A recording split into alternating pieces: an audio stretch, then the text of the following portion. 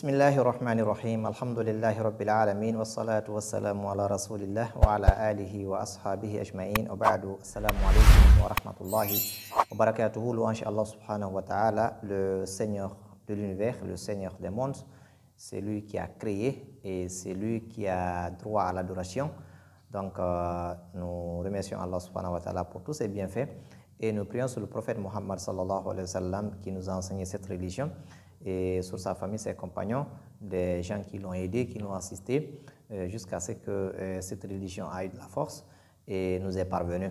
Qu'Allah subhanahu wa ta'ala leur fasse miséricorde. Amin. Nous sommes dans le cours de At-Tajwid.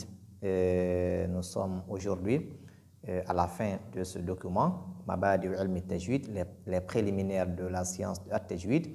Donc, nous avions vu que ces préliminaires sont au nombre de 10 et nous les avons tous étudiés à travers ces cours passés. Aujourd'hui, nous allons juste faire une révision, juste un rappel.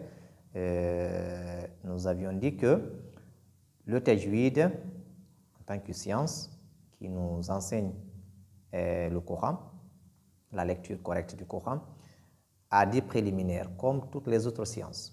Mabadi'u al-ilm al-ashra. Ces 10 préliminaires sont la définition du Tajwid. Et ta'rif al-Tajwid lughatan wa istilahan. Nous avons donc défini le Tajwid lughatan, c'est-à-dire dans la langue, et wa istilahan dans le jugement des savants de cette science. Nous avions donné une définition à cette science. C'est une science qui nous permet d'articuler correctement les lettres du Coran, de lire convenablement le Coran. C'est ça le Tajwid. Le Tajwid est une science qui nous permet de lire correctement le Coran. Et cela se fait par la prononciation correcte. Donc, il faut connaître le point d'articulation de chaque lettre, connaître les attributs de chaque lettre pour pouvoir la prononcer correctement. Connaître les règles de prolongation, lettres de Ahkam Nun Sakin wa Tanwin, de Mim wa Sakin, de Al-Waqf al-Ibtida. Il y a plusieurs règles que nous allons voir, Inch'Allah, dans cette science. Donc, c'est une science qui nous permet de lire correctement la parole d'Allah subhanahu wa ta'ala qui est le Coran. Deuxième point, c'est Mawdu'uhu, le champ d'application. Nous avions vu que le Tajwid est appliqué dans le Coran. Il y a de ces règles qui sont appliquées dans toute la langue, à savoir la prononciation correcte des lettres, c'est-à-dire makhrajul harf. Il faut prononcer correctement la lettre dans toute la langue arabe, pas seulement dans le Coran. Car lorsque la lettre est mal prononcée, ça dénature le sens du mot.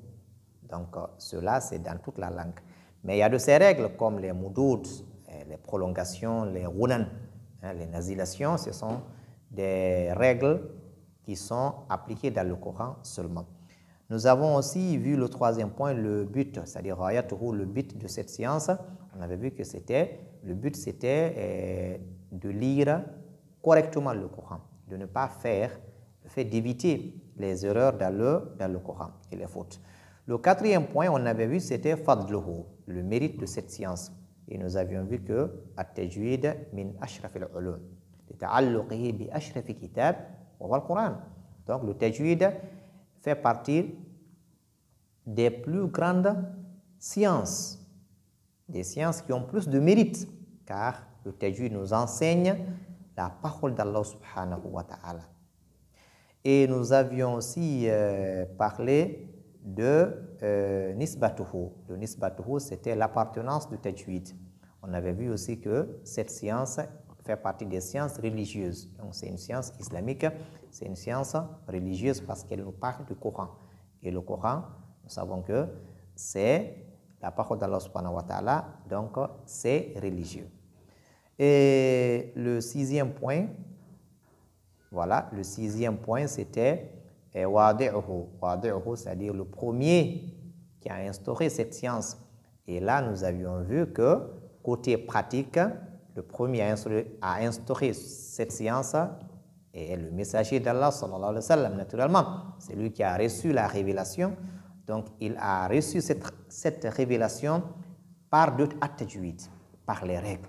Seulement que les règles n'étaient pas écrites de façon théorique, mais la pratique était là. Donc, il a reçu le Coran avec at-tajwid. Il l'a enseigné aussi à ses compagnons avec at-tajwid. Mais côté théorie, le fait d'établir les règles, dans des documents, cela a été fait par nos savants. Et il y a certains noms qui sont cités, comme Al-Khalil, Ibn Ahmad et ses semblables. Nous avons aussi vu le 7e point, c'était Ismuhu, la science, le nom de cette science, donc la dénomination. On a vu que cette science s'appelait Ilm al-Tajwid, donc la science de at-Tajwid. Le 8e point, c'était Istimdaduhu. Istimdaduhu, c'est, on peut dire, l'origine de cette science. Cette science est tirée d'où? Et on avait vu que cette science est tirée de la lecture, donc la manière de lire du messager d'Allah et de ses compagnons. C'est de là qu'on a tiré ces règles. Donc là où le messager prolongeait, on a considéré comme c'est du maths, là où il faisait des nasilations, donc c'est ainsi qu'on a établi des règles. Donc ce n'est pas une innovation, on n'est pas parti chercher les règles ailleurs, on les a tirées de la lecture du messager d'Allah et de ses compagnons. Et on avait aussi vu le 9e point, c'était Masailuhu. Masailuhu, c'était les thèmes traités par cette science, et nous avons vu que c'était des règles. Donc des règles et des jugements, donc des principes établis par cette science, c'était là les thèmes. Et le dernier point, le 10e point, c'était Hukmuhu, le jugement de cette science. Qu'est-ce que l'islam juge de l'apprentissage de cette science? Et là aussi, les savants, ils ont catégorisé apprendre les règles, c'est-à-dire de façon théorique, on a vu que c'était fardu kifaya, c'était une obligation générale, donc qui incombe, disons, tout le monde. Donc, si une partie de ce tout le monde-là va chercher cette science, cela va décharger les autres. Mais si tout le monde reste sans aller chercher la science, pas sans dire que tout le monde aurait causé du tort à cette science. Et ça, c'était côté théorique. Maintenant, côté pratique, le fait de lire le Coran avec tajwid, on a vu que cela, c'était fardu ayn. Donc, c'est une obligation individuelle. Chacun doit lire le Coran correctement.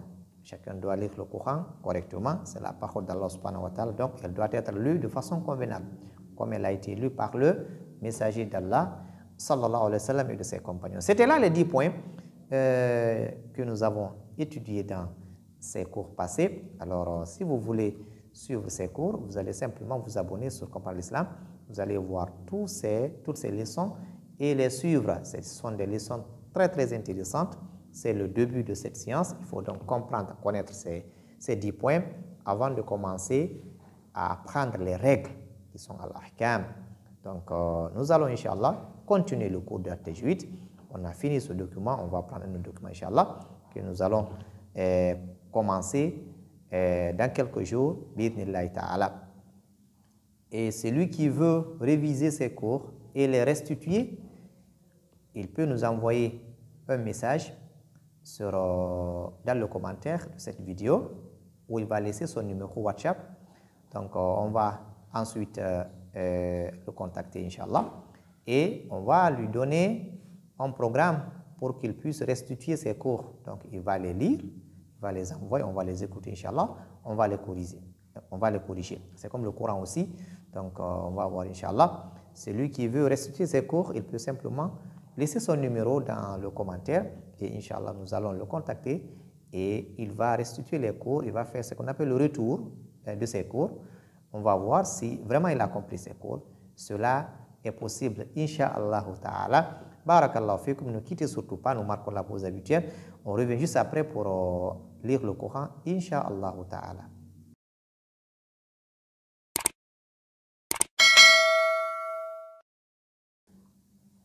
Bismillahirrahmanirrahim. Alhamdulillah wa salatu wa salamu ala rasulillah wa ala alihi wa ashabihi ajma'in. Abadu, assalamu alaikum wa rahmatullahi wa barakatuhu.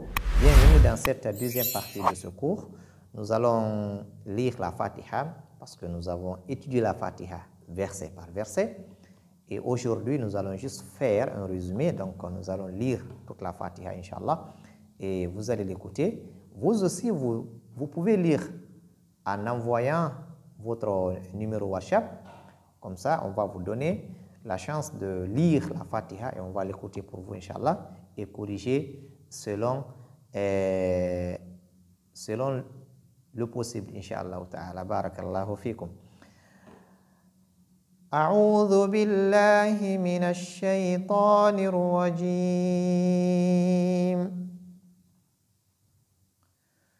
بسم الله الرحمن الرحيم.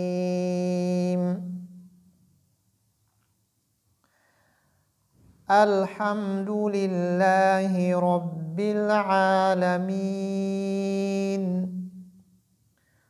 الرحمن الرحيم.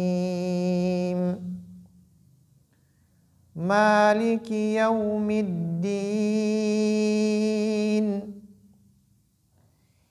إياك نعبد وإياك نستعين. اهدنا الصراط المستقيم.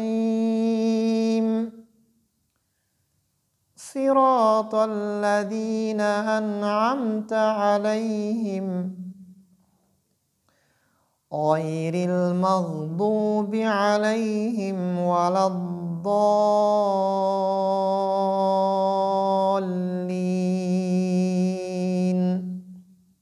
Ou bien صراط الذين أنعمت عليهم غير المغضوب عليهم ولا الضالين.